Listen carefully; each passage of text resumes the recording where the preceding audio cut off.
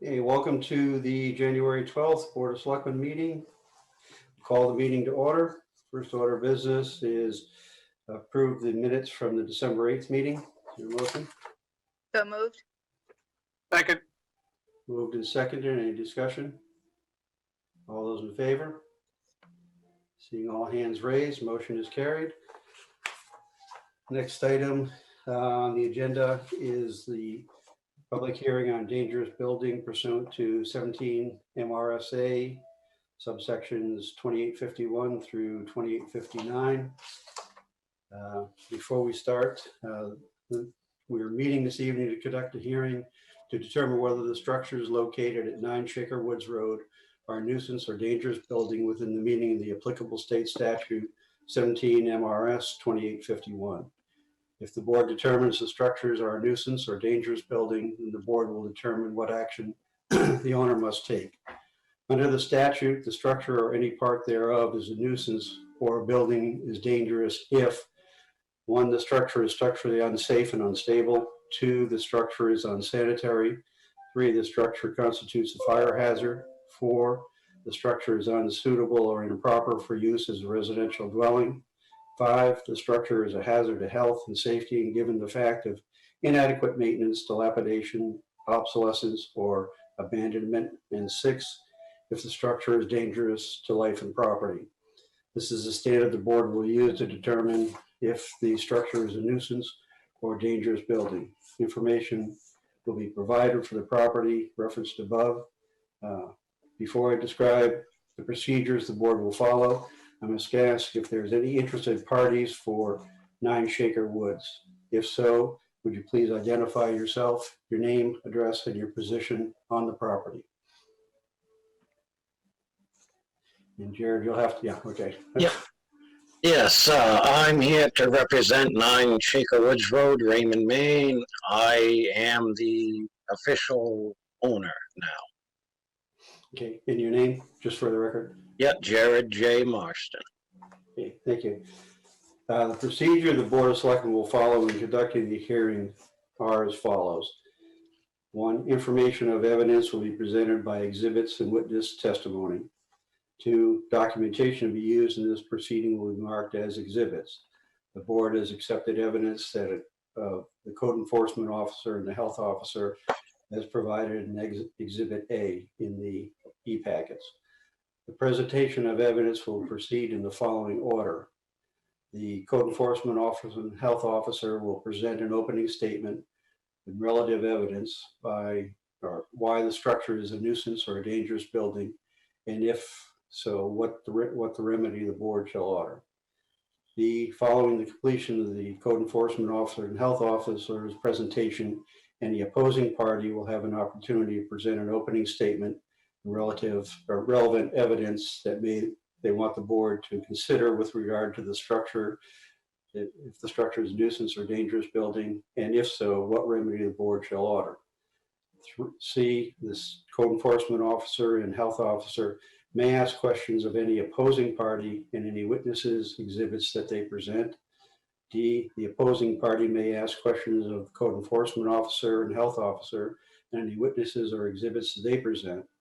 E, the code enforcement officer and health officer can then make additional comments on any opposing party's testimony or witnesses. F, the opposing party then can make additional comments on the code enforcement officer and health officer testimony or witnesses. G, the board can then ask questions of the parties and witnesses. H, each side may make a closing remarks of not more than 2 minutes. I, only parties of interest in this meeting will be allowed to participate. General comments from the public will not be taken at this time unless it's specific to that property. After all the information is presented, the hearing will be closed and the board will deliberate on the structure, on whether the structures are a nuisance or a dangerous building, and take a vote on the remedy for the situation. This is an administrative hearing, not a court trial. Therefore, the formal rules of evidence shall not apply. Before we start, do any board members know the owner or have knowledge of the property so that you cannot fairly or impartially hear the facts and decide the matter based upon the evidence presented in this hearing. Seeing none, okay. Does anyone have questions on anything I've just read? Okay, in that case, we will move into that. I'll turn the proceeding at this point over to the CEO and Health Officer. We also have in the meeting Zachary Brandywine from the law firm to assist us with any questions that may come up in regards to the procedures. So, Alex? Yes, good evening. Thank you, Mr. Chair. My name is Alex Yoros. I'm the Code Enforcement Officer for the town. And I do have some information that I would like to enter into the record as exhibits. And this information was provided to you guys in the e-packet in a memo from myself dated January 8th, 2021. So I'll just go through those, give some, I guess, information to kind of get the ball rolling, and then Kathy will kind of take over from there and fill in some details. The first exhibit, Exhibit A, is on page 10 of the e-packet.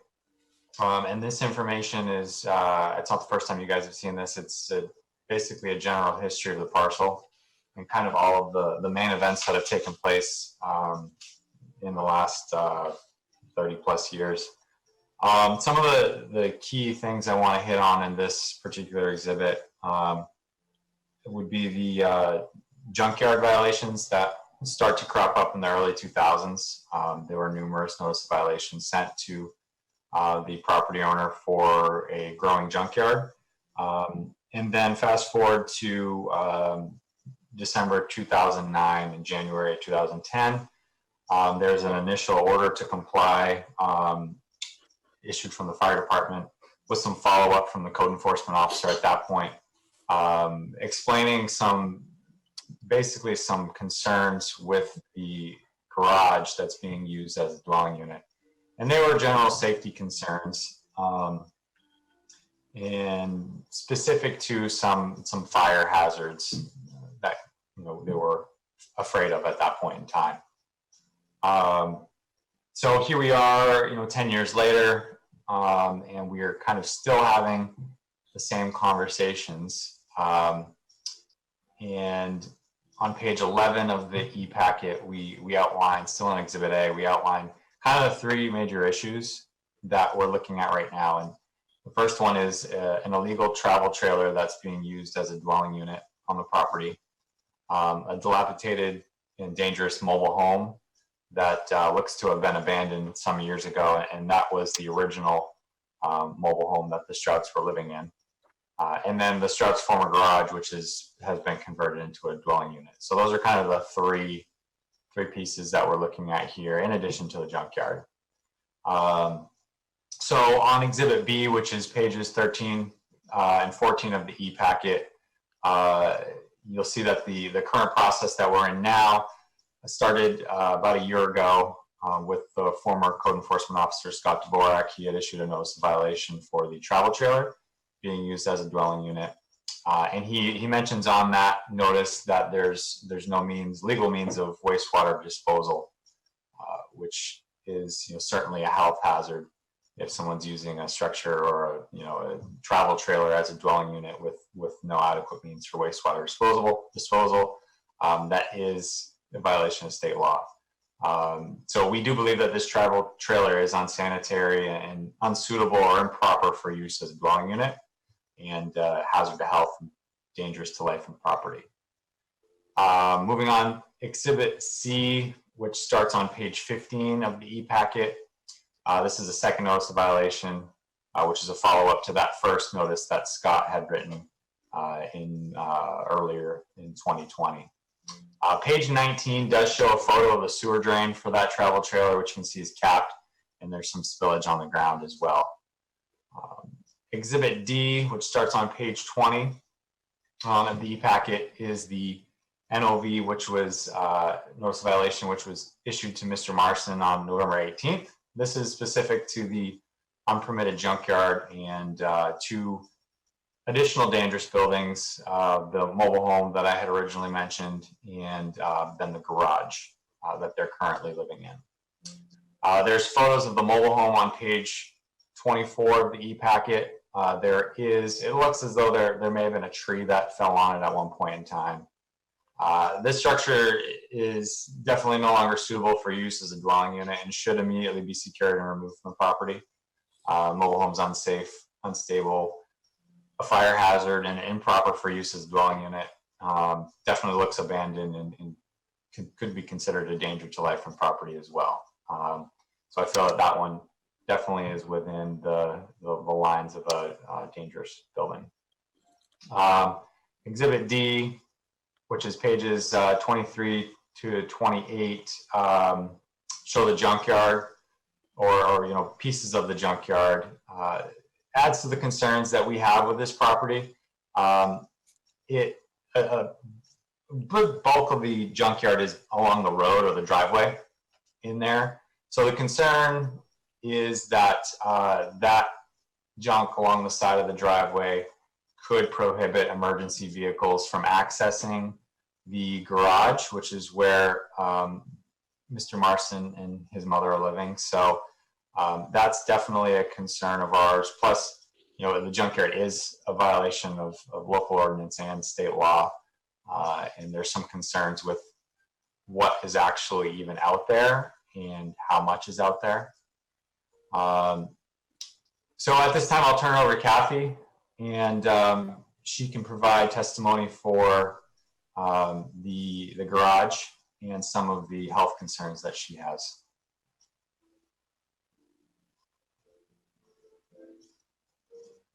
Looks like you're muted, Kathy. Kathy, you're muted. There, sorry about that. So my name's Kathy Goslin. I'm the health officer for the town of Raymond. I also work as a paramedic, the deputy chief of the fire rescue department. I became involved with the Strouts. At that time, Richard was still alive, and Lorna in 2009, after the department did an inspection, after a concerned citizen did an anonymous complaint on poor living conditions. As Alex said, we did investigate it. We found it to be unsafe at that department. We wrote it up. We did install smoke and carbon monoxide detectors at that time. We issued a violation notice, but working with the CEO, Chris Hansen, at the time, the homeowners were asked to install 2 egress windows, which they did do, and no further actions were taken by the town. Last spring, I was back, as Alex said, with another code enforcement officer for the back mobile home that is there. But I want to basically go back to the garage. Now, when we say the garage, it's actually their living quarters, and people need to understand that. We were called in October 2020 from the homeowners, Jared, who is Lorna's son. Richard has now passed away, asking help to evict the occupants of the back trailer. So we went back in and looked at the property. We also looked at the garage again. Understand this is about the size of a 2-car garage. They've lived in this for many years. Back in the early 2000s, the town was involved in helping them move into the front trailer on the property. They did move into that for a short time, and they decided to move back to the garage. And in discussions with Lorna, she said, I wanted to live in the place that my husband built. But understand, this was never designed as a house. So some of the issues that I have as the health officer, very unsanitary. There's a dirt floor on a small part of it. When we did go back in October, they had made some small improvements. An old heater had been replaced. There is a working bathroom. Whether it works 100% of the time, I'm not sure. But the part of the big health issue with the property is you can't move in the house due to the accumulated junk and stuff. I will say that I think Jared has done, cleaned out some of it since his father or his stepfather did pass away, but it is not a condition that anybody should live in. It's unsanitary. There's electrical issues. There's wires there. I know they said that he was trying to hook up to solar at some point, and the wires are just hanging. There's a lot of dirt. The house has just not been cleaned. In discussions with Lorna Stroud over the years, she said she still wanted to continue to live there.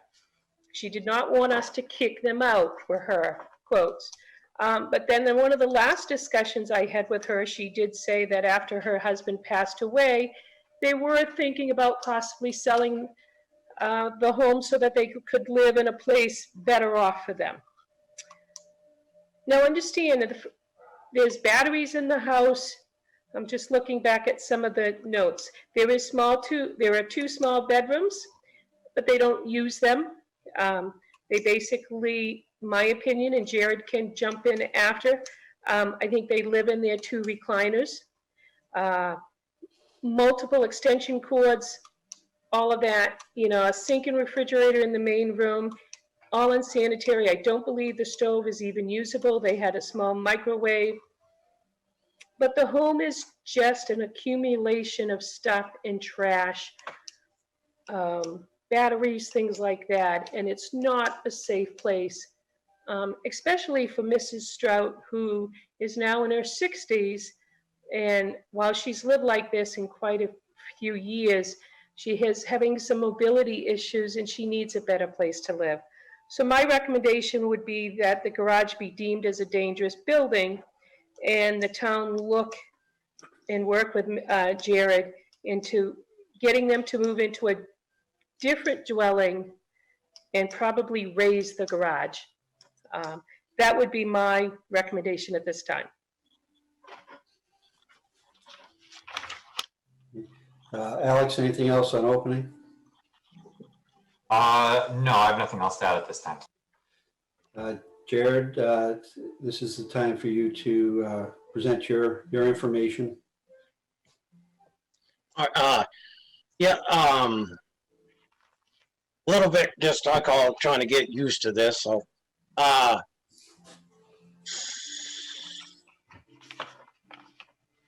right. So, right. I was gonna say because I just basically inherited it, whether a mess or not, and we've been wanting to, I call update, move on or whatever. I call all in discussion.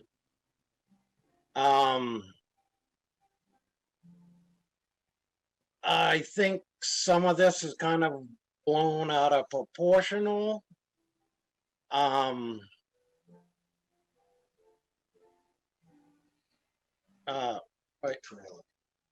Right.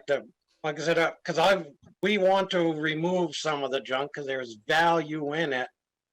So I call, we're all for that. Those that knew my father knows the situation.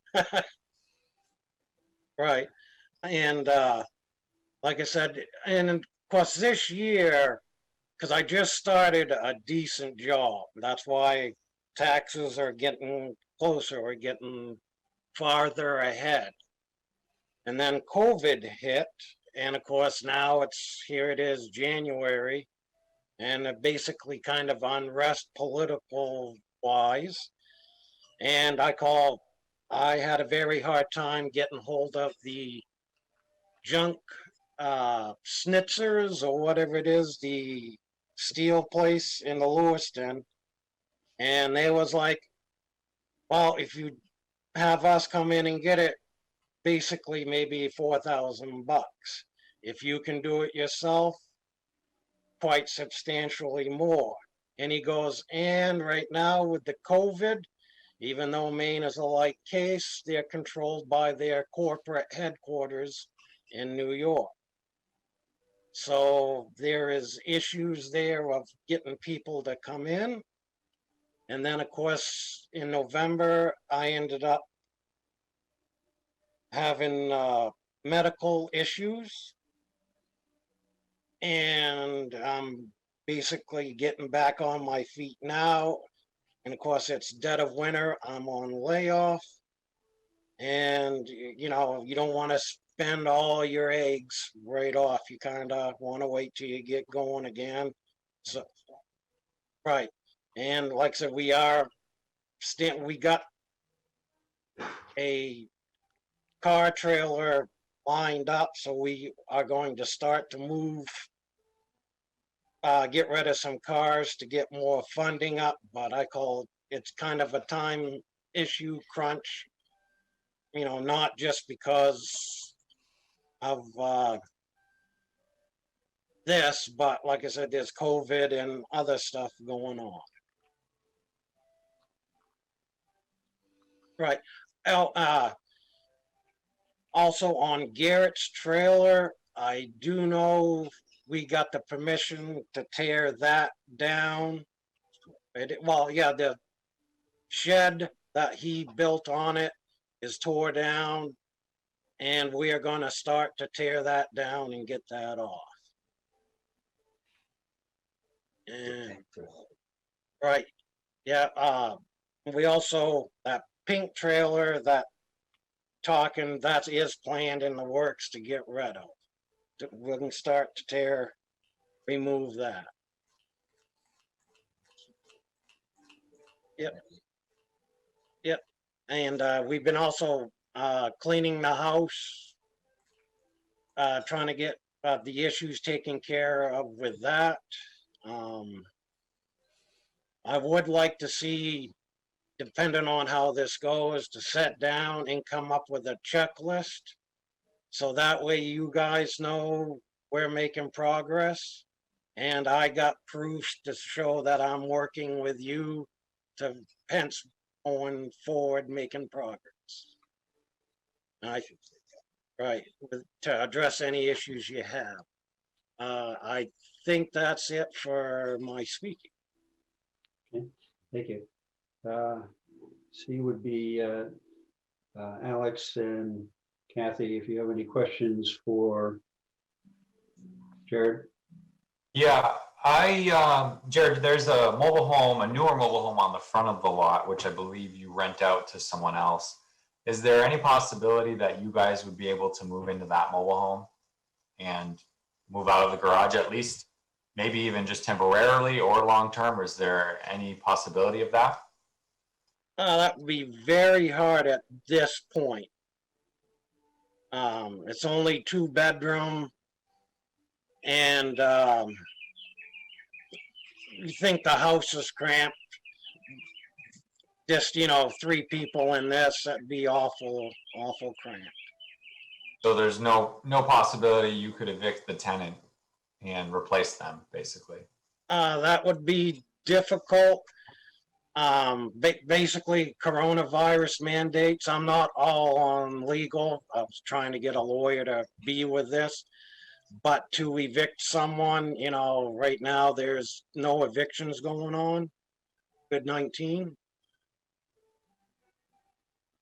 Okay. I don't have any other questions. Kathy? I'm good for right now. Okay, Jared, this time you could ask specific questions to the code enforcement officer and the health officer on anything they've presented so far. Right. Yes, is there any issues that we could address immediately to, trying to find lack of better words, but so we can stay there until, we can find a place or, whatever is determining of this meeting.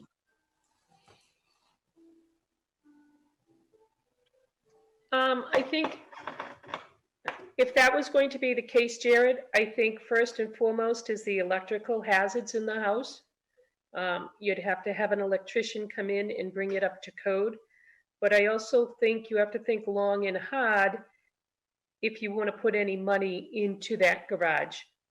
Or would you be better off I know in a discussion you had, you talked about selling the property and paying the back taxes and then moving into something better suited. I'm kind of thinking that that might be your better set. You're going to have to put a few $1,000s into this home to make it livable. You're going to have to remove a lot of the trash and a lot of the garbage. Just the stuff that's in there that block exits that you can't get around in. Make sure it's cleaned, fix the electrical. I know last time you still had some plastic up along the ceilings. You're going to have to do a lot of that to bring that building up to code. And I think the discussion should be, is that going to be possible?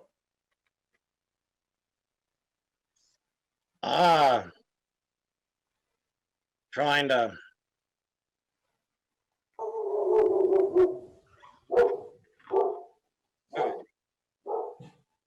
All right. Like I said, I just don't right now physically see.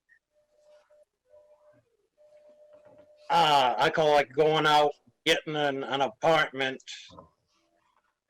which would be $1,200 a month, and then trying to then of course get a real estate agent, all of that. Going as in a financially or even safer move.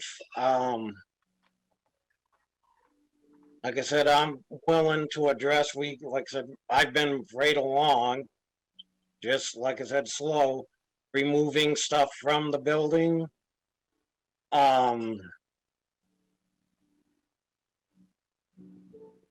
Right, and of course, I'm willing to get some help to do that. But I think that's it for this right session. I think, Jared, one of the things you have to talk to your mother about is her medical conditions, and is it time for her to go into maybe an assisted living facility? I believe she gets your father's retirement for income. Maybe we could look at a Vesta housing or a place where she could go. And if you wanted to stay together, maybe we look for a place that the two of you could stay together. I don't know if you guys have had any discussions on that. You know, she has mobility issues. I don't want to get into her health issues with the group. But I think you've got to look at that and what's best for her too. Yes, well, that's why I'm kind of saying the stuff I am, because I call it, she's just moved out as is right now. It wouldn't take long and she would go. She would pass away. Why do you say that? Because she doesn't, you mean because mentally she doesn't want to leave? Yes. Like I said, it's only been a year that Dad, well, actually, it hasn't been a year. It's February 2020, just before the COVID hit, is when he passed away.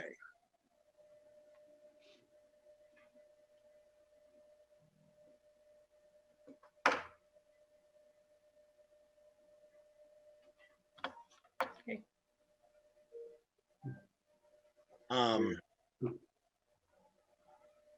Jared, any other questions you have for the CEO and HO? Right. Like I said, just a quick discussion. Like I said, we're hoping to try to, we could try to fix it for a while. Like I said, I want more communication between us, code enforcement, and the Goslin. Yep. Right. Right. And like I said, and come up with a list, a good punch list of what we need to do. And then, and so we can get on it. So like I said, you guys got an idea of what we're doing, and if we're not meeting that mandate, then I call follow through with the stuff that we're kind of outlining here.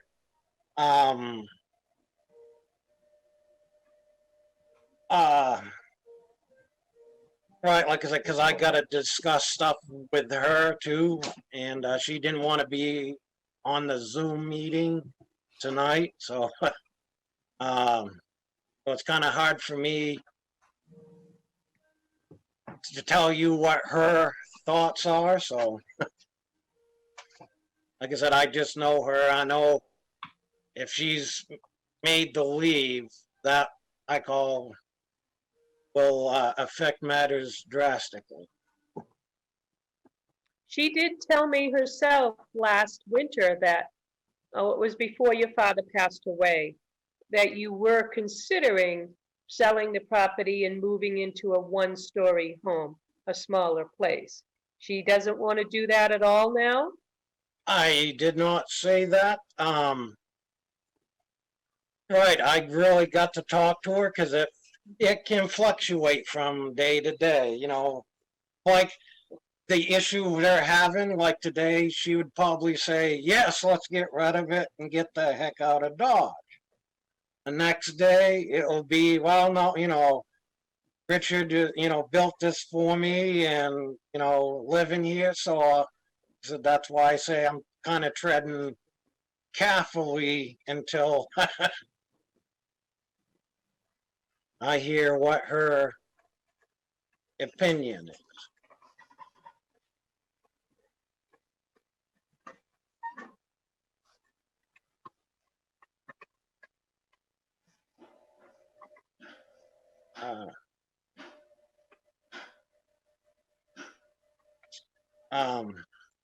I guess, right. Like I said, we really would like to try to fix it before selling it. Like I said, that also just buys us time so we can actually make plans. If she wants to sell, we can sell it and move on. You see what I'm saying? There's kind of a balancing act here.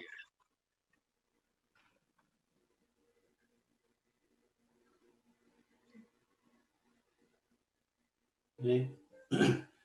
Hey, hey, Alex and Kathy, any additional comments on what Jared has said? I understand what Jared is saying. My only concerns is this is a fire hazard with electrical issues and a lot of stuff blocking egress, that I think if the town was willing to work with him to come up with this list, due to the winter, we can't get up there with a fire truck, we can't get up there with an ambulance. I think they'd have to find temporary quarters until this has been deemed safe to live in again. Yeah, I would agree with Kathy, and that might be something, once we're through this process, you guys can discuss with Zachary. You know, there is an opportunity through dangerous buildings to create an order that would allow them to return to the garage, but it may, you know, entail the town physically doing some work or you know, funding some of this work, which could be assessed as some type of special tax in the end. But like I said, that would be something you'd want to talk with the attorney about.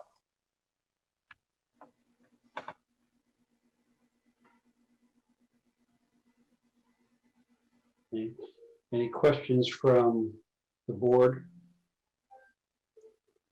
Marshall?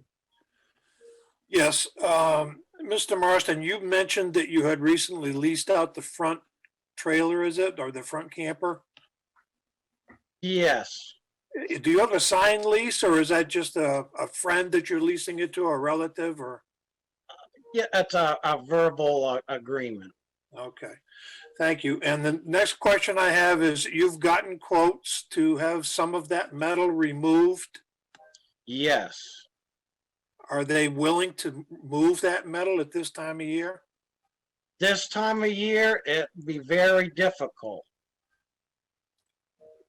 But would they be willing to do it? I would have to, because I can't for them say yes or no. And it also depends on COVID-19. Because I could say yes, they would come and move it. Right.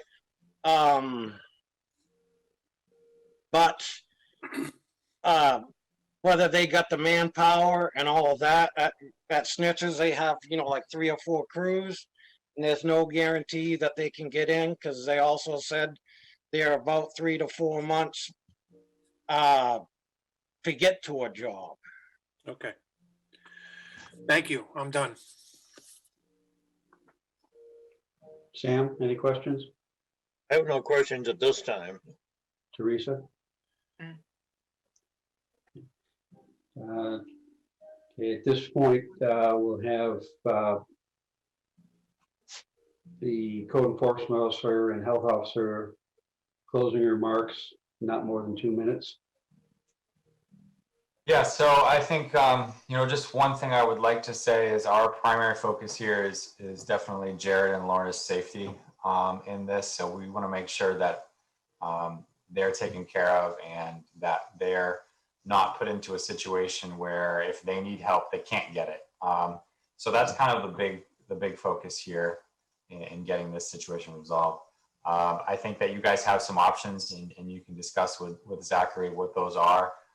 It might be a situation where we give them, up to a certain date to remove the junk. And, maybe they have 30 days to correct the issues with the dwelling or find somewhere else to go. I mean, that's something that you guys can discuss, but, it is a safety concern that does need to be addressed.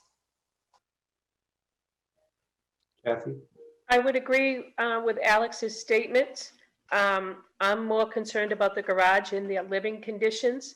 I'm willing to work with the family to see if we could find a temporary place for them to stay, but also look at assisted living or the over 65 Avesta housing or the over 55 Avesta housing for Lorna and see if she qualifies for that. I think Jared, in respect for your mother, she may, once she gets into a different place, if she does, find that it's much easier to live. I know my biggest concerns are the health and safety there, and I'd love to give you time to fix up the garage, but what happens now during the winter?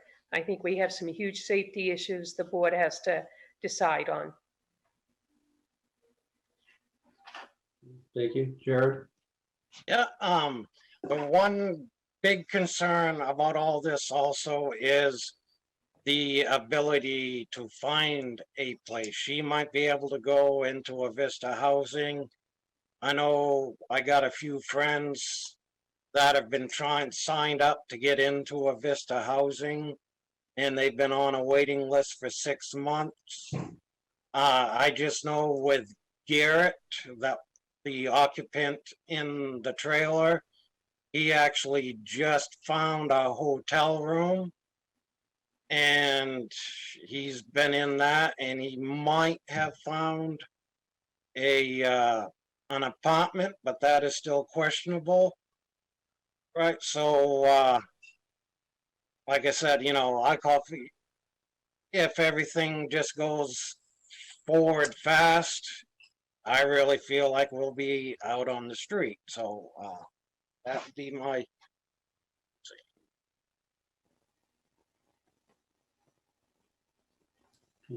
Thank you. No, it hasn't been, not an easy situation, so I appreciate your time there. At this point,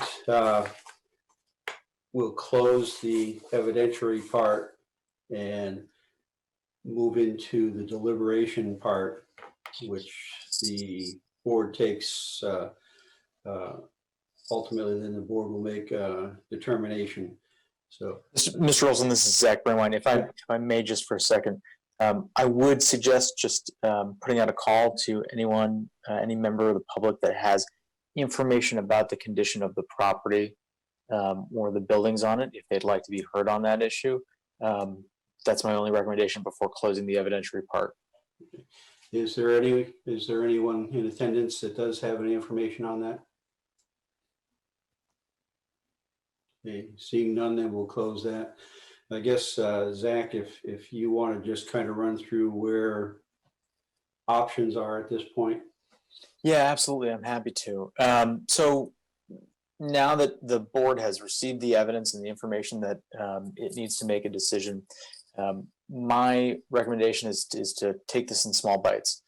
The sole decision for the immediate decision for the board is whether the structure or the property constitutes a hazard to health and public safety. And what I would recommend doing first is having a discussion about what the facts are. So you've heard information from your code enforcement officer and your health officer and Mr. Marston about the condition of the property. I think before you make a decision about whether it is dangerous or not, you should decide what is the condition of the property. What is actually going on the property? Are the buildings dilapidated? Are they unsafe? You should have a discussion about that. And based on the facts that you find, and I'm sort of happy to guide you through that. After you determine some facts, then you should take a vote on the ultimate issue of whether the buildings and the property are dangerous or not. And then after that, the board should have a discussion about what it wants to do with respect to the property, what the sort of correct remedies are, and I'm happy to guide you through that as well. Okay, so I guess as far as the finding of facts, that would come from Alex and Kathy at this point. Well, what I would say is, you've heard some descriptions of the property. I think it's the board's job to decide whether those descriptions are in fact the facts based on just the representations that you've heard and the photographs and the correspondence and the record from Alex.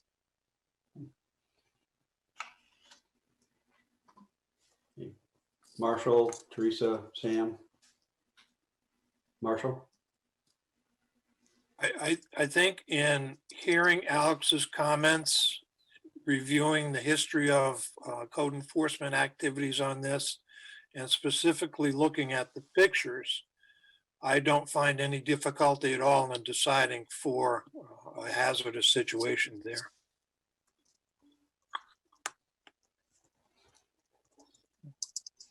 Sam?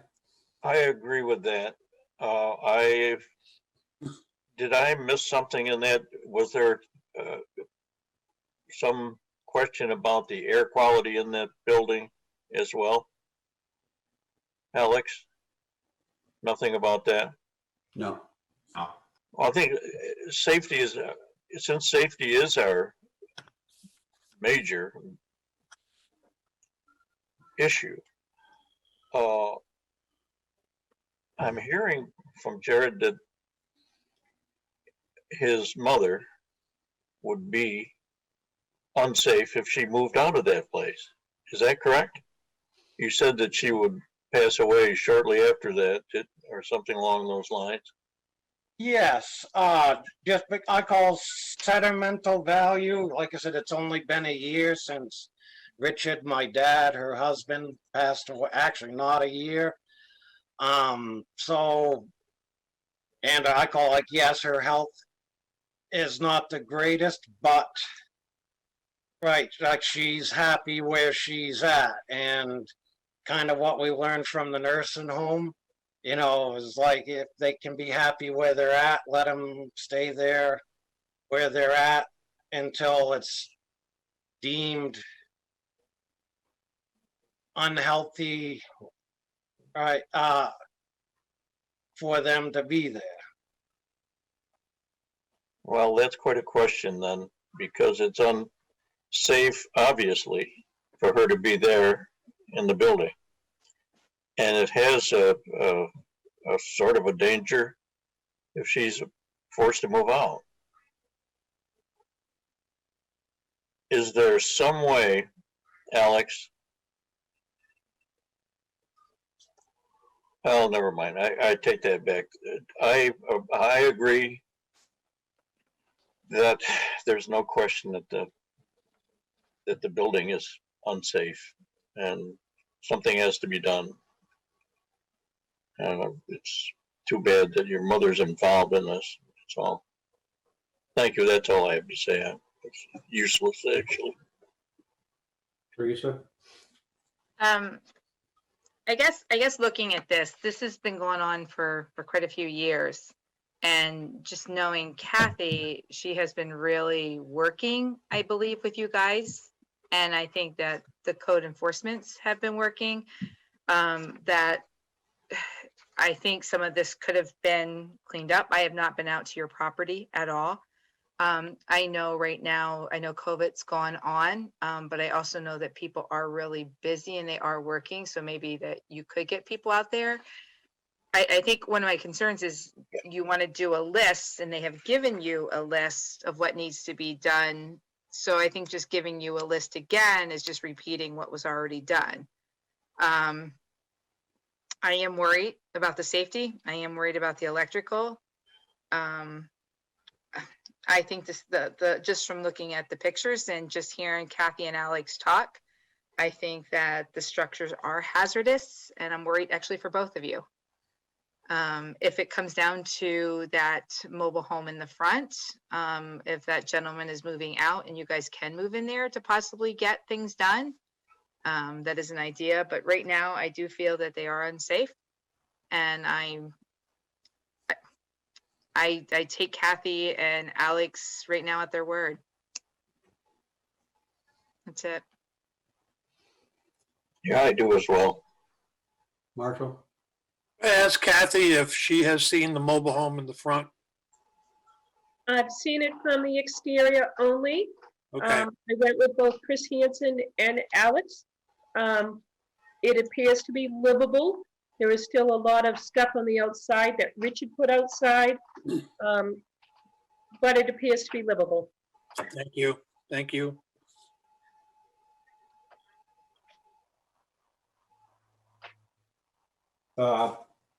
In regards to, the issue's been raised about the safety of getting emergency equipment in there. Is that in large part because of the junk stuff that's there that's in the way? Or, because I guess what I'm looking, ideally, we want to get out of the shed for right now, because there's problems there. The ideal situation would be is if they could go into that trailer, but then they've got the issue of getting the current tenants out of there. But from the safety standpoint, if you still have the situation where you can't get safety equipment in there, from what I understand, there has been runs and things there that so we have a history that's that there have been emergencies that and does that put them in a greater risk because we can't get the safety equipment in there? Well, at this time, we wouldn't be able to get a fire truck in the road, and it's a combination of two things, Ro. It is the accumulation of vehicles on the side of the road and that they have done some improvements to the road. I know we had a grader or something that did. It's a driveway that goes up a slight incline, probably 1,200 feet into the garage. We would only ever be able to get an ambulance maybe 600 feet from the garage, and we'd have to haul people out from there. If that was the case, you'd be lucky if you got a fire truck 800 feet in. There would be concerns that way. Well, is that trailer closer to the road? The livable trailer, yes, is the first house, is the closest to the road. And is that got clear access at this point or not? In the winter, we could probably get a fire truck 200 feet from it. And the ambulance? What was that? The rescue? Probably about 200 feet, with snow and rut and ice.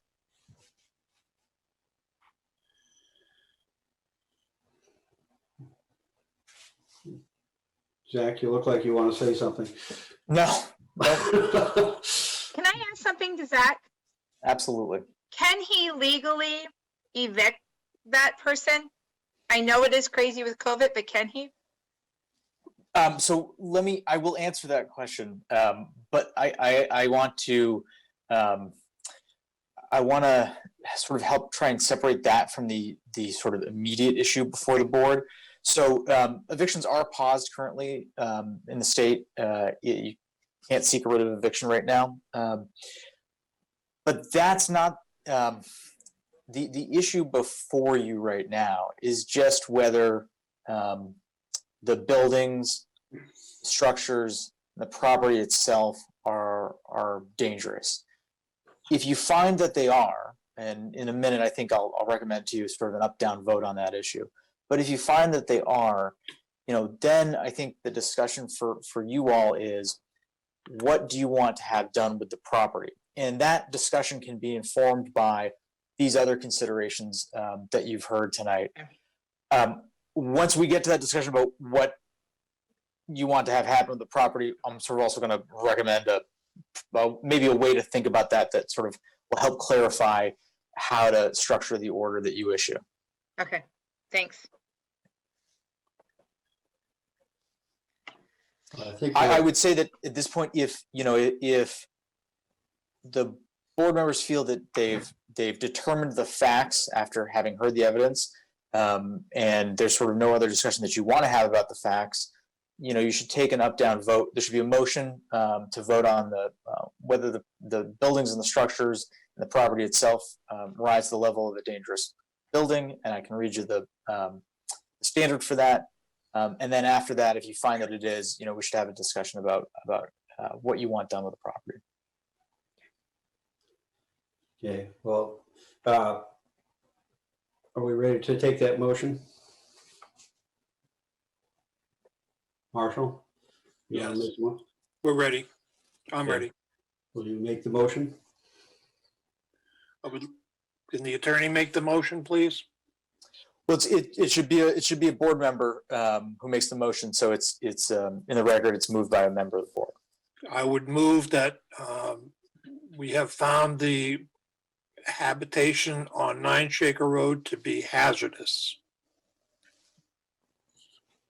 Second. So we moved and seconded. Any further discussion on that? All those. Let me in just- favor? Oh, Let me just read you the standard so it's in the record again before you take the vote. Under the Maine's Dangerous Buildings Law, which is Title 17, Section 2851, to adjudge a building or structure or property to be a nuisance or dangerous, the municipal officers, that is the Board of Selectmen, must find that the building is structurally unsafe, unstable, or unsanitary, constitutes a fire hazard, is unsuitable or improper for the use or occupancy to which it is put, constitutes a hazard to health or safety because of inadequate maintenance, dilapidation, obsolescence, or abandonment, or is otherwise dangerous to life or property. If you feel the property rises to that level, that's the standard you're voting on. okay. Any further discussion? It's been moved and seconded. All those in favor? Seeing all hands raised, the motion is carried. So now we go into, we have deemed it as unsafe.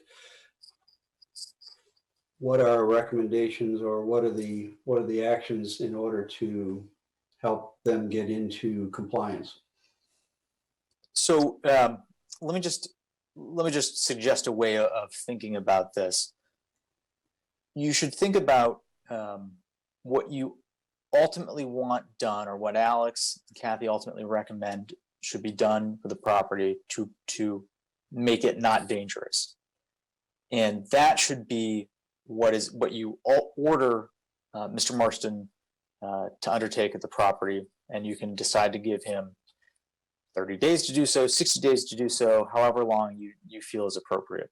You can also, if there are sort of multiple things that Alex and Kathy recommend should be done with the property, you can divide out those separate items, and you can give Mr. Marston X amount of time for each of those different items. But you should sort of work backwards from the point of what is the ultimate sort of goal or outcome that you want for the property to make sure that it is no longer dangerous. One other thing I'll note is, I think it is customary in a dangerous buildings context to give at least 30 days for a property owner to bring a property into compliance. That is the amount of time that the property owner has to appeal the decision to Superior Court. So you don't lose any time by allowing that 30 days anyway. If at the end of the amount of time, whether it's 30 days, 60 days, or however long you decide is appropriate, that you've afforded the property owner to bring the property into compliance, and it's still not done, the town, can go onto the property and do whatever work is needed to be done to bring it into compliance, but it does not have to. I would not recommend sort of waiting forever beyond the time that you've afforded the property owner to bring the property into compliance before the town undertakes that work itself. But if you wait another 30 days beyond the time that you've said that you're going to wait, that's fine too. If Mr. Marston is making progress towards achieving the outcomes that you want, I think it's fine to allow him to continue to do so. You don't have to exercise your rights to go onto the property and bring it into compliance yourself, but you certainly can.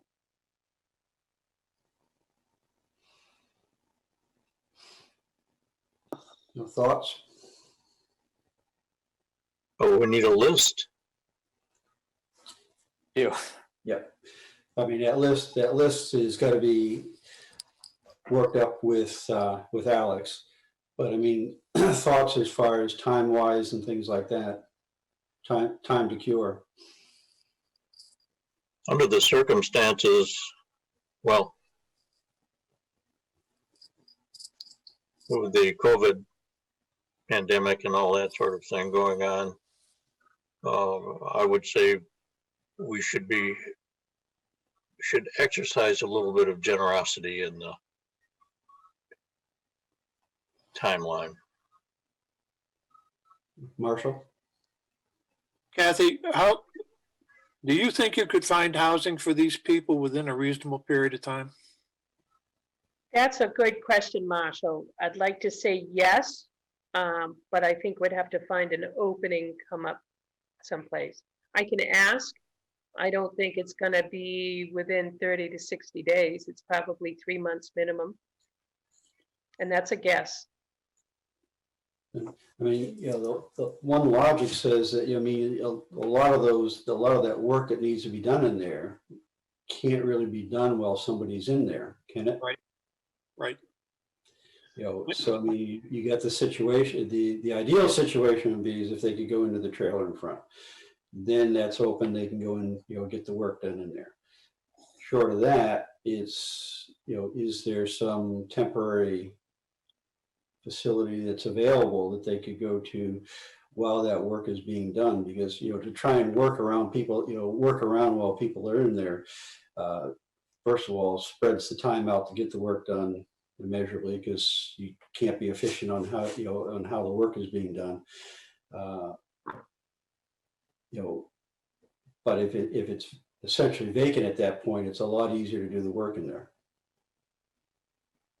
Marshall? Kathy, would it be reasonable to assume that trailer could be moved forward sufficient to be reached by the fire department? Not this time of year, Marshall. It wouldn't take much without the snow and that to make the trailer readily accessible. They have had vehicles that drive right up to it. So the front trailer is not the huge concern. You wouldn't get a fire truck in, but you could probably get a car in. No, the thinking obviously is to get them into a safer environment. Correct. And if that's the trailer up front, then I'm sure the town, if it would be willing, could plow that part for this season. To enough to get the fire truck and the ambulances up in there.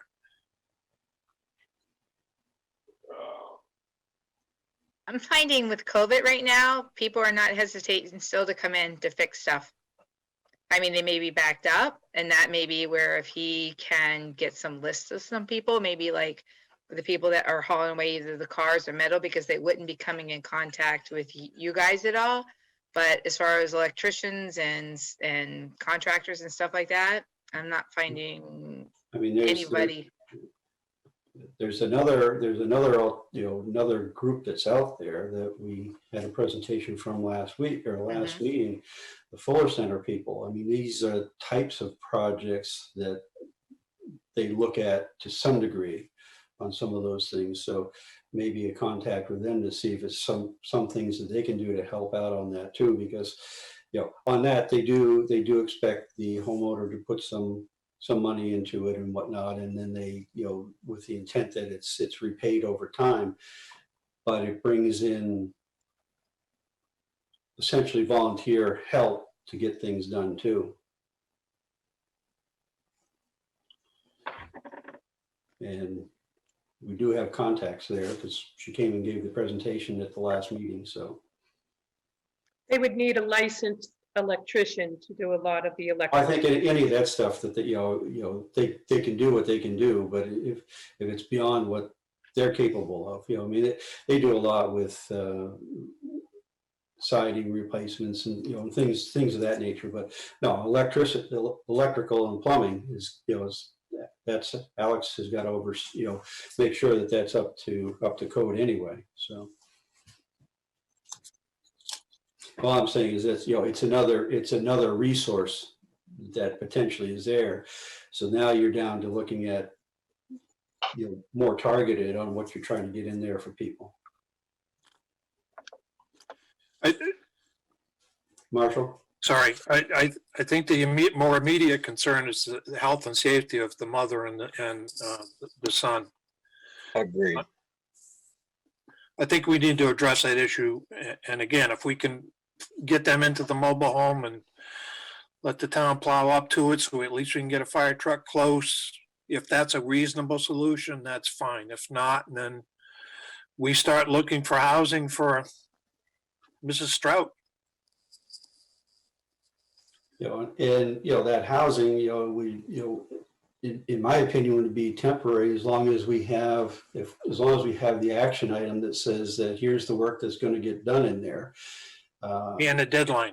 Yeah, then you're looking at that from a more of a temporary standpoint than a long-term standpoint. I agree. That's the second series of thoughts that I have about this, but I'd want to address the health and safety issue first. Yeah, I mean, because the other issue is the junk issue. I mean, right. The advantage to that when it can get done is that gives some cash to work with. Right. But the logic says that's not going to happen until spring at best anyway. At the earliest, right. Looking at some of that stuff, what they'd have to bring in to be able to get some of that out. You're not going to get that done in the winter. Well, can I ask, who's plowing up there now? I'm plowing myself, so. Great, so it's got to be plowed, I mean, and so you're saying the cars and stuff are in the way? That's what they are saying, but I plow myself because I work part-time for a gentleman plowing, and I get to use his truck. Well, there's nothing that the town can come in to move the equipment out of the way. If they're going to plow, they're going to have to move the stuff back too. So See, that's what you guys are saying, and I'm just telling you, I'm plowing the driveway. And if I'm plowing the driveway, what's in the way?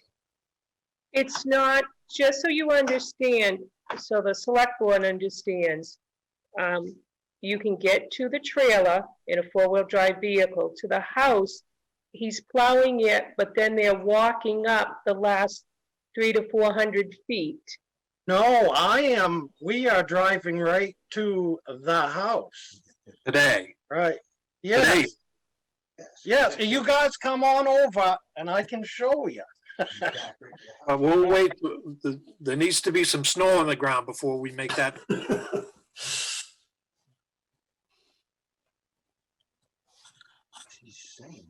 Right, like I said, not consistent. I'm not. The trucks can get in. Right. All right, so essentially we're, where are we at? We need to put a action plan into the into the order here. So part of that is going to be the work list that needs to be done, but the other part of it is the temporary lodging. What I, if I may, this is Zach, what I hear, I think from the board, and please correct me if I'm wrong, but I think I hear three things. The first is that because the junkyard poses a danger, it needs to be removed within a certain amount of time. The conditions in the mobile home and the garage the dangerous conditions need to be abated.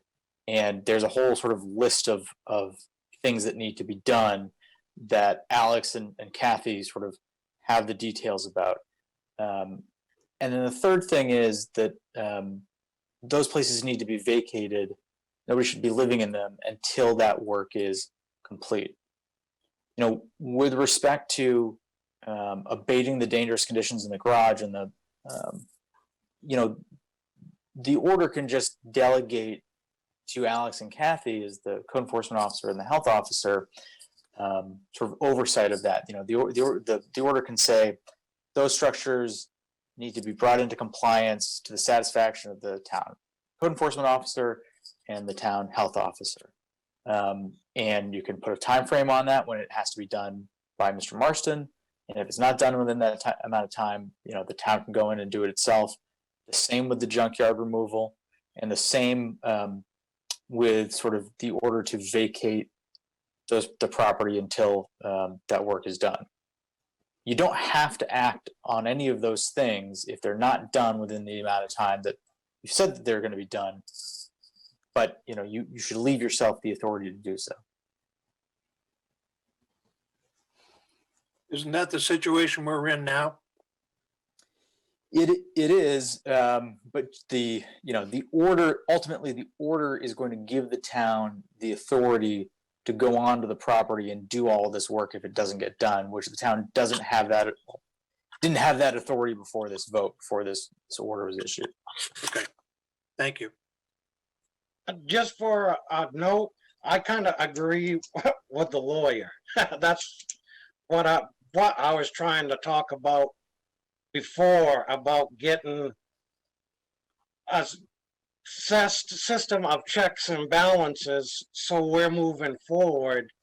And I call the quick way out just seems like to say out and, basically left with dealing with where to find a live right now, which we're talking about, and it's not sounding good, and stuff like that. So,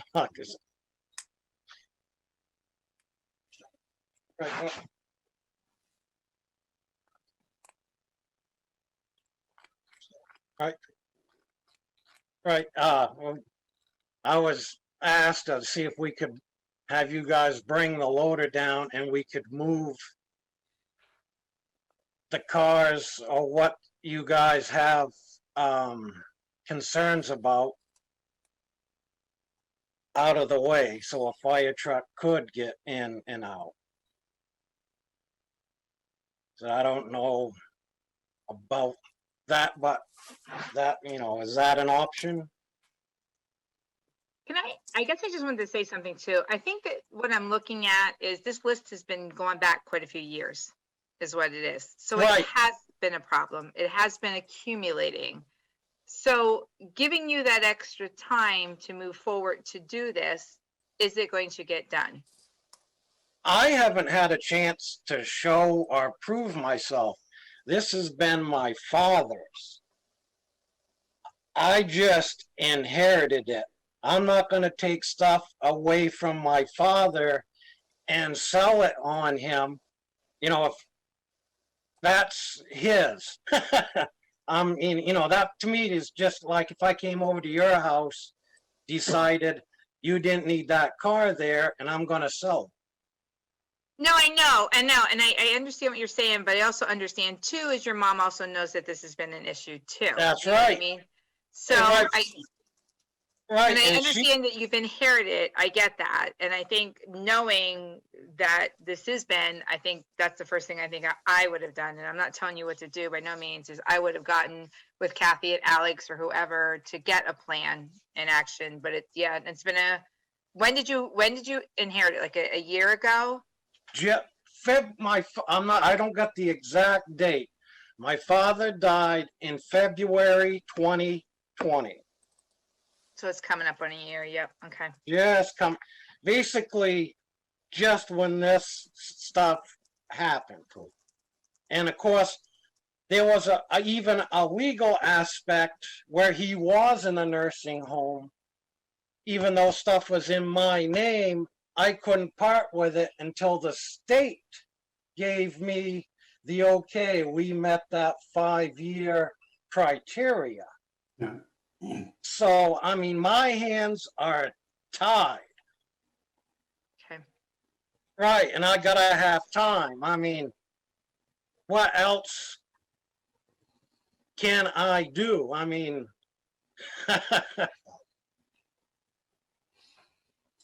I think, Go ahead, Marshall. I think we're still diverting off the main issue, and the main issue is the health and safety of Mr. Marston and Mrs. Stroud. We need to deal with that sooner than later. And I have no problem giving Mr. Marston till July or August or whatever it might be to do what he thinks he needs to do to get that property cleaned up and habitable again so that they can move back in there. But we still need to address the issue of the health and safety. And I think that needs to be done quickly. And that will also give you time, Mr. Marston, to get in there and clean it up without people bumping elbows over there. yeah, So if we can work along those lines, let's deal with the health and safety first. And then give him, we can give him all the time we feel is right to get that property cleaned up. We're not trying to throw him out. That's the worst thing we want to do, but we're concerned about the health and safety of the family.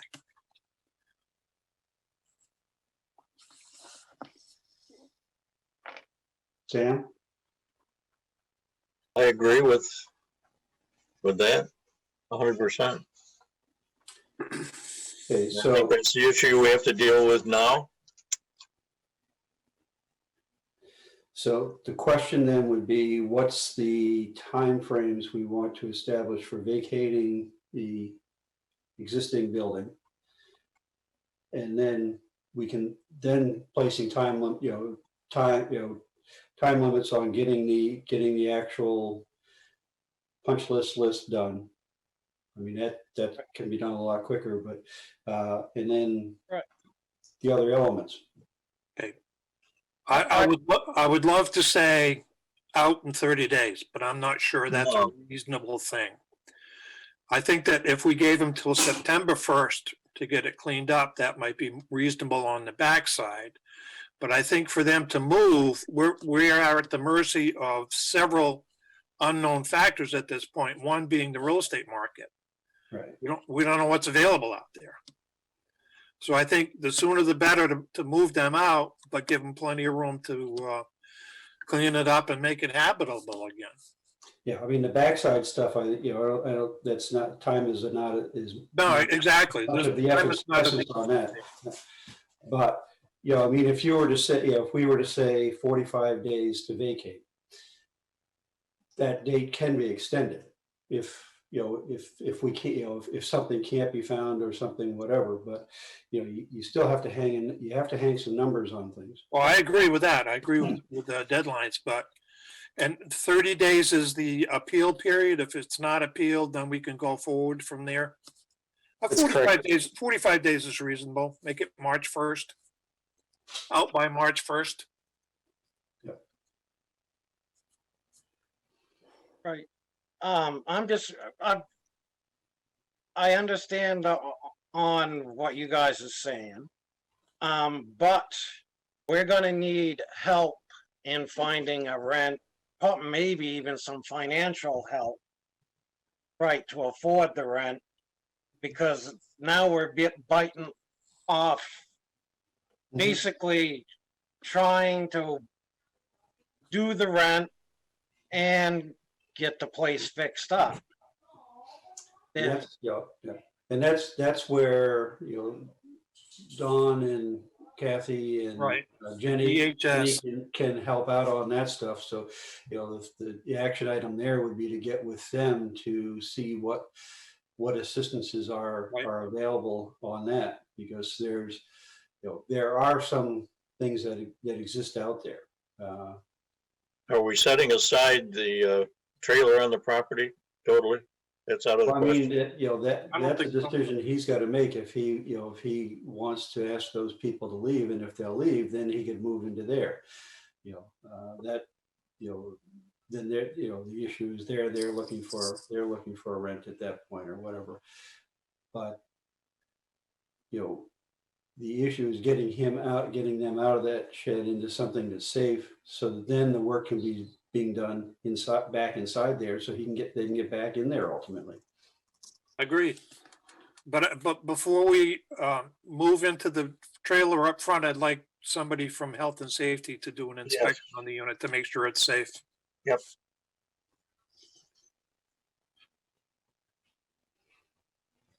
Right. I agree.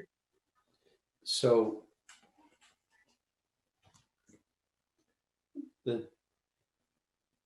Zach, are you going to write the order? Or?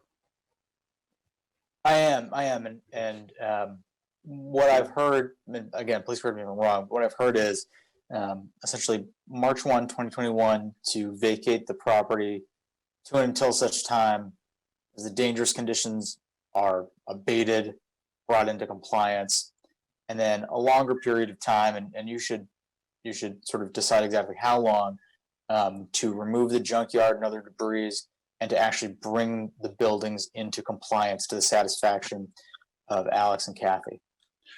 Before we go too far, I'd like to clearly define your word property, because this trailer is on the property. Well, I think the order should be worded broadly so that it delegates authority to Alex and Kathy to make sure that the entire property is no longer dangerous. That's that fine. it Thank you. is That's fine.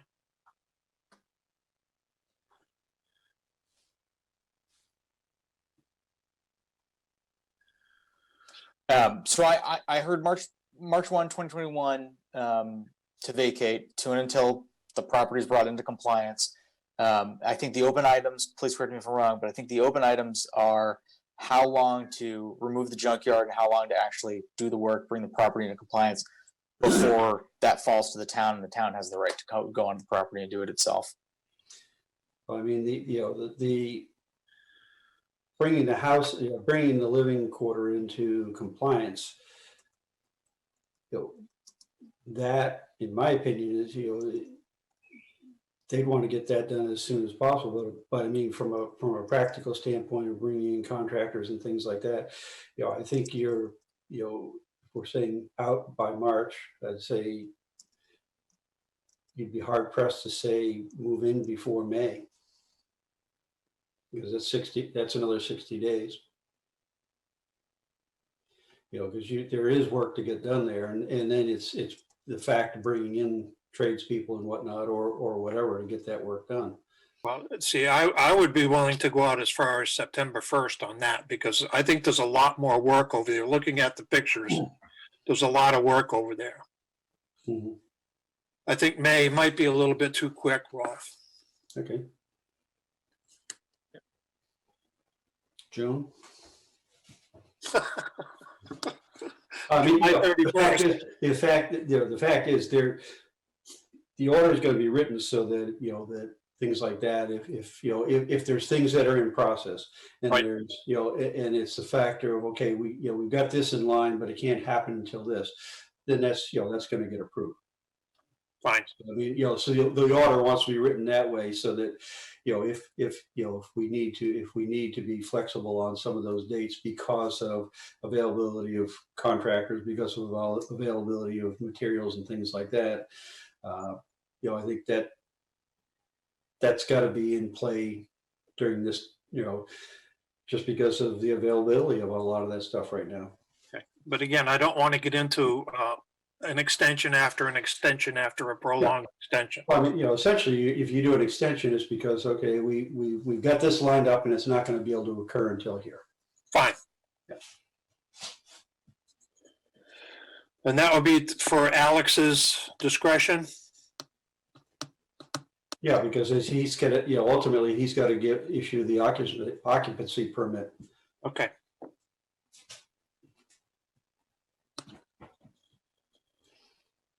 Thank you. And then the junkyard, I mean, what I would almost say on that is, give some time phasing on that says, bring in, first phase would be bring in someone that can evaluate it all and Right. to give you a schedule on when they can move it out.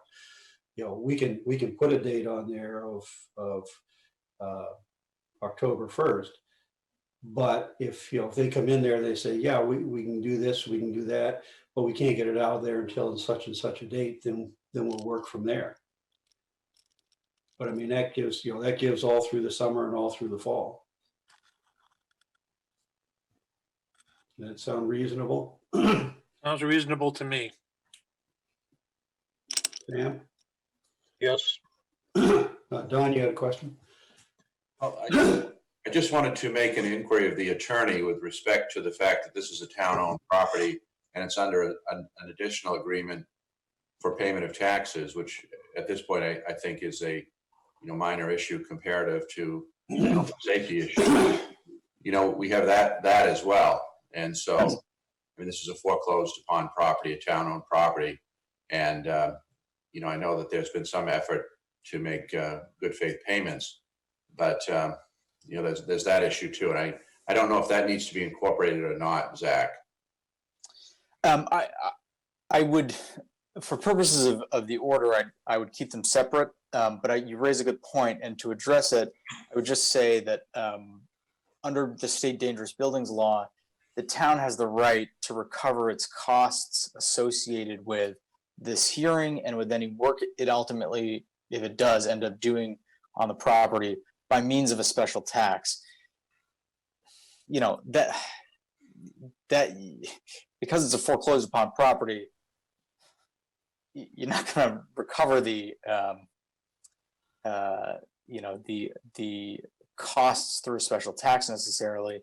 The other option for the town, if it wants to really pursue recovering its costs associated with this, those include attorney's fees, other sort of logistical resources that have to be expended, is to file a collections action, which would allow you to ultimately attach or lien any other property beyond just this property. That is extremely rare in my experience, but it is sort of not a bridge you have to cross just yet. What about this issue? I mean, we've heard talk of, and this is something that we don't do as a municipality, i.e. plow private property, move things around on private property. But this is a unique case. I mean, here we have a life safety issue and it's essentially town property. So does that distinction, waive the prohibition against utilizing, and I would say de minimis sort of town effort, pushing some cars back or making way so that we could make a, public safety response? Is that something we can and should do because of the unique nature of this property? If it made sense to us, I'm not committing us to it, but if it made sense to this ultimate resolution and their safety, would that be something that is acceptable under law, or is it something we still should avoid? I think it's something you should still avoid, except that, this is where it gets a little weird, except that if you have, you're going to have this dangerous buildings order, which is going to give you the authority to go on, ultimately give you the authority to go onto the property and do work that needs to be done to make it safe. If part of that work to make the property safe under the authority of this dangerous buildings order is, removing cars, plowing the road, then, that is not a cost. That is not a cost that is being passed on to the taxpayers for work on private property, which is generally prohibited. It is instead a cost that can be assessed against the property as part of this dangerous buildings process. So that may have been a little confusing. I apologize. The answer, I think, generally, Don, is no. The town shouldn't do work on shouldn't expend town resources on private property, except that if it's part of this dangerous buildings order, it's probably permissible. Right, and we should, assess a, fair and reasonable cost for any work we might have to do. That'd be my sense, but it's, I That's think, correct. a cleaner way to do these is always with, third-party contractors and to avoid the town at all. But this is for folks, who don't know the history of the property.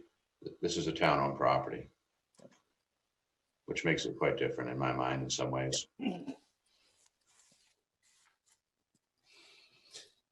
Okay, so do you have what you need now, Zach? I think so. Do you have a consensus on the board as to the date by which the junkyard's got to be removed and the buildings have got to be brought into compliance to Alex and Kathy's satisfaction? I had heard June. I had heard October. Well, October was on the junkyard. Okay. June on the house. Okay. And it was March 1st on the vacate. Yep. We will. I'll include that in the order. The order has to be signed by all the members of the select board. What I'll do is I will pass this on to Don and Alex and Kathy. Ask them to review it as town officials and make sure it conforms with what they heard tonight. And then I'm going to ask them to pass it on to you all for your signatures. If for some reason it does not conform with what you understood you were ordering tonight, we can reopen the discussion part of this hearing, but not the receiving of evidence. Your decision's already sort of been made, and it would just be to correct my drafting error and make the order conform to what you intended.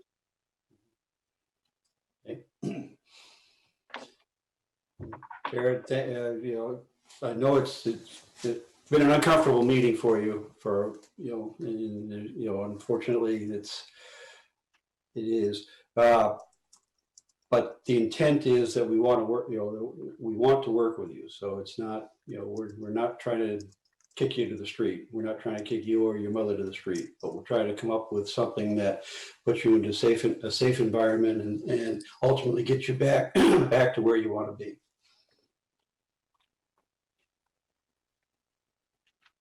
Yeah, kind of at a loss right now because let's put it, I feel some of the people, yes, really want to help, and I hear others that not so much. So I'm kind of at, like I said, conflict on how everything stands. But Kathy? Jared, maybe we can touch base later on this week and I can get some more information from you or your mother to make see what other programs she might qualify for her age and for housing, and we can at least start the look for you if that's what you want. Some assistance in trying to find a temporary place. yeah, we're gonna need assistance because there's other issues going on than just this. So gonna need assistance. Okay, Needs as soon as possible. we'll talk this week. Yes. Okay, so at this point, I will close the public hearing. Well, that's what's kind of. Okay. Next order of business is consideration of zoning board of appeals appointment. And I think I see Dave is here, so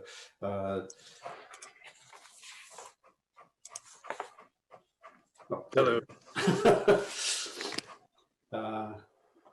So we've got you, this is for the zoning board of appeals.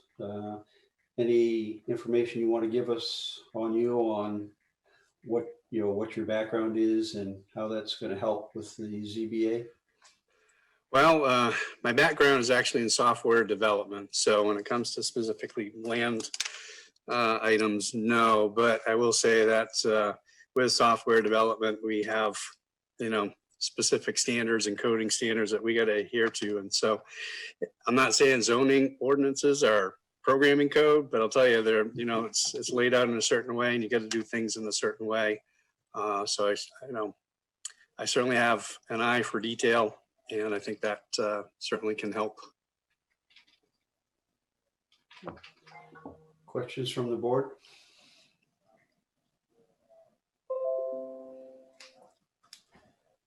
Okay, I'll entertain a motion to appoint David Murch to the ZBA. So moved? Second, Discussion? All those in favor? Seeing all hands raised, the motion is carried. Thank you. Thank you. Thanks for volunteering. all right. His appointment papers are out by the back door for signature. Okay, Next item is consideration of a request for Raymond to become proactive in the mitigation. You guys done with me? Yeah, we are. I'm sorry. Consideration for requests for Raymond to become proactive in mitigating the infestation of the brown-tailed moth and the white-tailed moth. Mary Therese, you're on.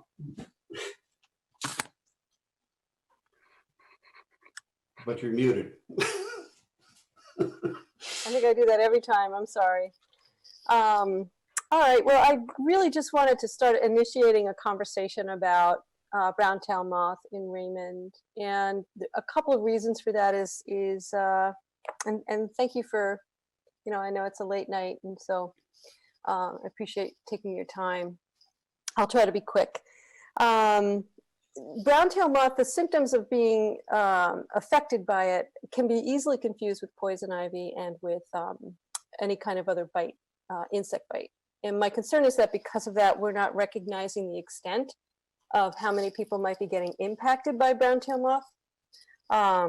So I just would like to find a way to have this more in the public eye, to be knowing what to look for and being able to recognize and spot infestations. And one of the reasons for that is how quickly brown-tailed moth invades. And it's not only the symptoms, it's the defoliation of the forest as well. So, what I have heard from residents and who have experienced this is that they see it one year and they don't really recognize it, and then the next year there's severe outbreaks because of the way that it increases over time. Say it again? I'm sorry, I thought I heard someone have a question or something. So my hope is just to have a conversation about how to get out in front of it through public education, public awareness, learning how to mitigate it ourselves without having to, you know, if we let it go, other towns have experienced that if we let it go, if they don't jump on it, then they have to resort to aerial spraying. And that becomes really expensive. It becomes a complicated issue for those people who don't want drift on their property. And we have hot spots here. So I think it's important to be paying attention, and I'm just not seeing it out there in the public awareness. So that's why I'm here. Well, what are you proposing we do? Well, I think something on the website would be good. Some other kinds of ways to get information out, whether those are posted flyers in different places. However we can inform the public would be good. Raymond, putting it in Raymond Roadrunner. There's some very good videos on how landowners can go after their own infestations for a time. My husband and I have been working on our own infestations for several years, and last year was just we couldn't reach it, and it was too hard to get to, and so there's there's that concern about how to get high up there and do that safely. But meanwhile, if you get rid of one nest, then we've prevented hundreds more from there, just one nest. Because there can be 25 to 400 of these caterpillars with these toxic hairs that last for 3 years in the environment. And they create these, I'm sorry? No, I'm agreeing with you because my wife and I are faced with the same thing. Uh-huh. Yeah, we have I think in 2018, Raymond was put on alert or in the maps that the Maine Forest Service did. The community was sort of one to be noticing. It was in alert stage. It hasn't shown up this year as anything that the state would get involved in, but it's certainly something that I think residents would be well served to be involved in. And I know that we have a lot going on. We've got COVID going on, but at the same time, we're being asked to be outside to socialize. And so we're putting ourselves at risk in that regard too, just raking leaves and on our swing sets and so on and so forth. So that's why I'm here. Yeah, Make sense? I don't see any, Donna, if Mary Crest gets with Kayla, she can get her information for putting on the website and things like that. But I mean, if I would think also it's one of those that if we ever get back where we can be doing things again, it's a presentation you could do at the library too for one of the information nights there. But have you had discussions with the representatives yet? I have not, only because I don't know that we're there yet. I think right now this could be addressed very inexpensively with public awareness campaigns. And one thing I will say is that we do have hot spots. Fry Island is one. Certainly up by this tower on the Valley Road is another. And there is a procedure that can be done if we can't get to the clipping, because oftentimes these nests really like the tops of the trees, is that trees can be injected. It's about a $200 process per tree to inject them to reduce it will kill off the brown-tailed moth just by that injection. And I wonder if we couldn't, again, getting out ahead of this, just put a little money in the budget so that if we see, I go up to the Raymond Hill Road, and beyond the field there's got to be 4 or 5 trees that are completely infected up on their tops, which means they're being defoliated, and we're going to have hundreds of nests post that. So if it's at all possible to put away any kind of budget, not a lot, I think that would be wise on our part, just as a public health consideration, attracting people to the community, and so on and so forth. So no, I haven't, simply because of this, wanting to do it on a low-key level to begin with. There is a training, I'm sorry? No, go ahead. There is a training that the state does. One has to apply for it, and then they have to go through it. And it's about getting grants. It's called the Canopy Grant that assists towns in their forest management. And I would think, I have not been able to check this out, but I believe that this would fall under that category simply because of the defoliation that happens and the killing of the trees. Yeah, Marshall. What's the difficulty with aerial spraying? Kathy, did you want to take that? Some of the chemicals are considered carcinogenics. Teresa and I did talk earlier today, and I told her about Fry Island. As a health officer, I do get notices from the state. Right. I am aware of the Canopy Grant. We've used it. The fire department to help with some brush cleanup down off the Cape Road and that. So that is available. You just have to write the grant. My concern, Marshall, is there's about 5 or 6 different chemicals that work on these little buggers, and which one would the town do, and then what happens in the long run on private property and you sprayed a chemical that's dangerous. Don't call it out now, Kathy, but would you have a recommendation if the time came? We always used to burn them. Well, That's, sometimes yeah, you we cut yeah, the limb that's and what I burn them, do, yeah. yeah, that's what we did. Drown them. I mean, you don't even have to burn them. You can just drown them. I mean, it just Kerosene doesn't torch, take yeah. long. That's what we did. Some with of the motors.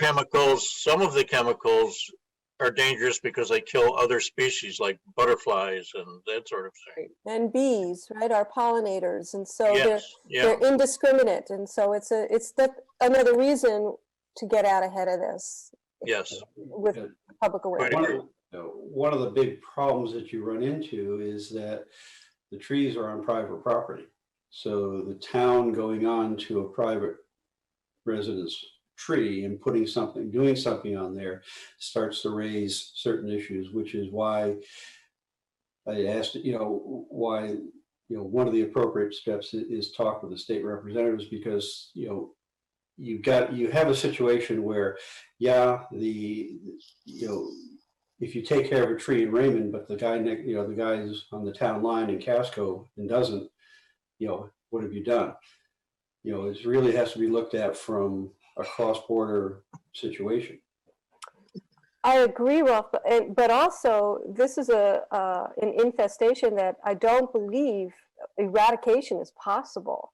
I think it's really keeping it under as much control as possible with as many healthful means as we have. Yeah. So even if we only get to one tree, and certainly I'm not advocating to go on to people's personal property as much as to see if the property owner knows of this, has been impacted by it, and if they'd like some assistance, Yeah. or can learn how to identify it and cut it out, clip it out themselves. Again, remove one nest and you've removed 400 nests to come, right? Which means a pretty substantial cut. Don? I see this potentially as similar to the milfoil infestations we had, a decade or more ago, and how we worked together, the public sector, the homeowners, various agencies, interested agencies. And so I think we could help with public education. We can certainly pursue grants. I have a small amount of money that you've authorized to me for provider agencies and or social welfare, social good type programs. It's a very small amount of money, and I'm not saying that I would commit that at this point, but I have some discretionary money that you've made available to me. So I think that as a starting point, though, certainly public education. Let's look into the canopy grant. Let's see what we can do to enlist the assistance, as we did with milfoil, of our homeowners. And then, of course, with the milfoil, we also did have for a period of years town involvement, not only with milfoil, but with Raymond Waterways Protective Association, water quality issues, that contribute, of course, to the quality of life and the economic viability of our town. So I think we can do some things together, and I'm stand ready to do that. And as far as contacting the legislators, I can do that. So, we can do some things, and I'd be happy to speak with you about that and maybe pull in our department heads, such as Gavin and Nathan and some others who would have probably Alex, and talk about how we could work together. Thank you very much, everyone. Appreciate Thank your you. time. Thank you, Mary Trust. I'm going to jump off. I'll see you Okay. again sometime. Bye. So we'll be in touch. If you want to contact me, or if you want me to contact you, I'll do that. Okay, all right. Thank you. I appreciate it. Okay. Good night, everyone. Okay, next item, consideration of Southern Maine Public Works Mutual Aid Compact. Nathan, you want to take this one? Yeah, I guess that's me. This is Southern Maine Public Works Mutual Aid Compact, as Ralph said. This is something GP Cog's been working on for better than 10, 15 years in some form or fashion. All it does for us is allows us to bill back the time if we were to go help another town. Just puts it in writing, and it's pretty simple. That's really it. Another town would have a disaster or something, and they were to call us to go help, we would have a means to legally bill them back the time and materials and all our expenses. Right, and it codifies what we've been doing right along. I mean, we've been helping Correct. other towns and other towns have been helping us. I mean, we're probably more a beneficiary than one that's going out there as a contributor. However, we've done both. And so I guess the Public Works Directors, this started with the Public Works Directors Association. And, you know, now with Tony Plant at GP Cog, he's taken this as one of his projects. And I don't see anything in the agreement that would cause any concern or harm.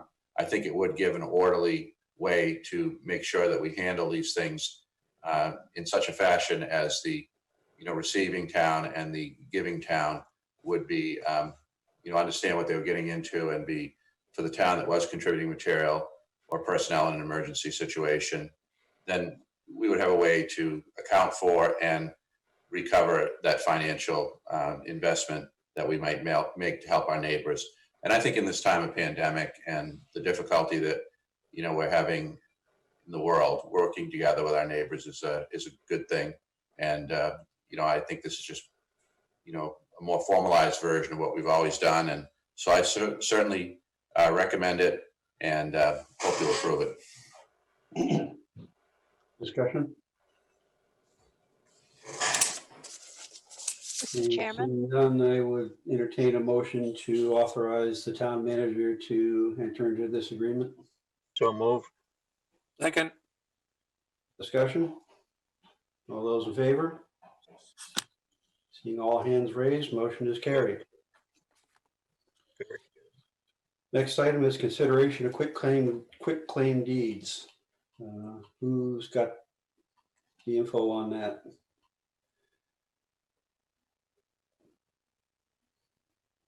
And we've got what's in the packet, but. So look, you have that? I can read them off if you like, but I can't make the motions. No, I know you can't make the motion, but. Yeah.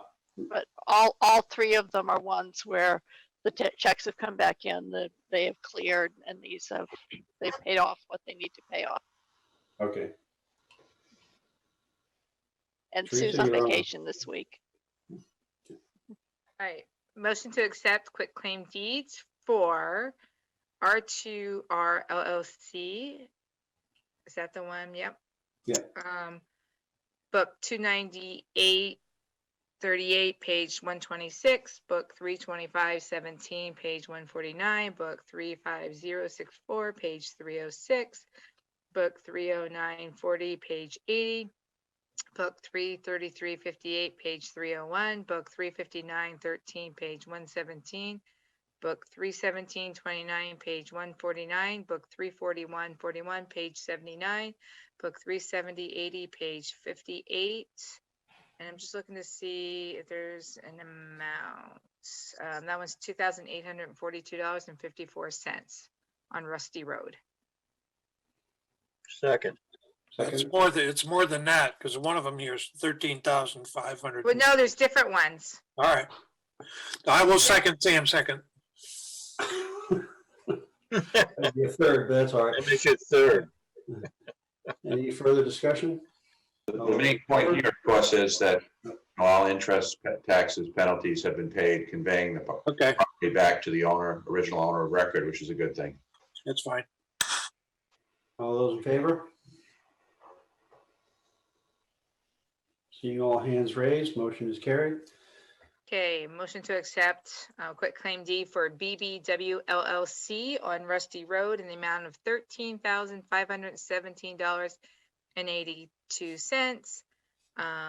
And that's on map 67, lot 046A, and book 29837, page 343, book 32517, page 62, book 35065, page 3, book 30940, page 206, book 33358, page 311, book 35913, page 207, book 31729, page 24, book 34140, page 309, book 37079, page 331.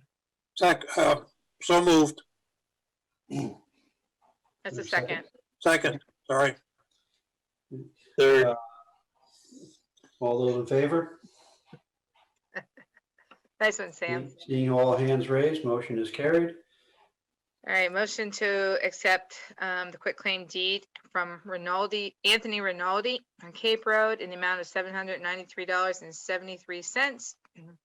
And it's map 2 lot 20 and book 350-64, page 346, book 359-13, page 119, book 370-80, page 60. Second. All those in favor? Marshall? Second, sorry, Seeing all hands raised, motion is carried. trying to keep up with the iPad, sorry. Let's see, that's it on the quick claim deeds. Okay. Next item would be public comment.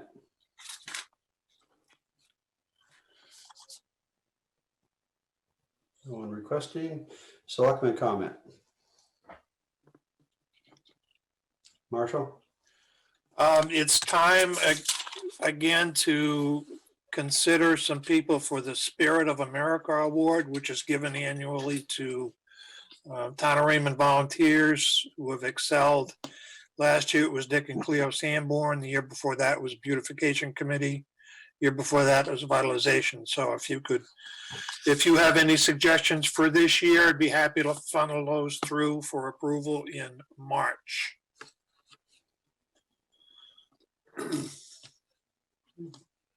Any other comment?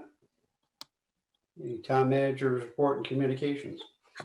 Okay, we're going to start with a raft of dates here, I guess. So we have upcoming regular meetings, February 9th, and then March 9th. And then we have our reminder of upcoming budget schedule. It's that time of year again. February 23rd, the town manager will submit the budget to the Select Board and Budget Finance Committee. March 2nd, we're going to have our first department head review. And of course, everything we're doing now is via Zoom, and that's at 6:30. The March 16th will be our second department head review. It's also 6:30. March 30th, budget workshop, 6:30.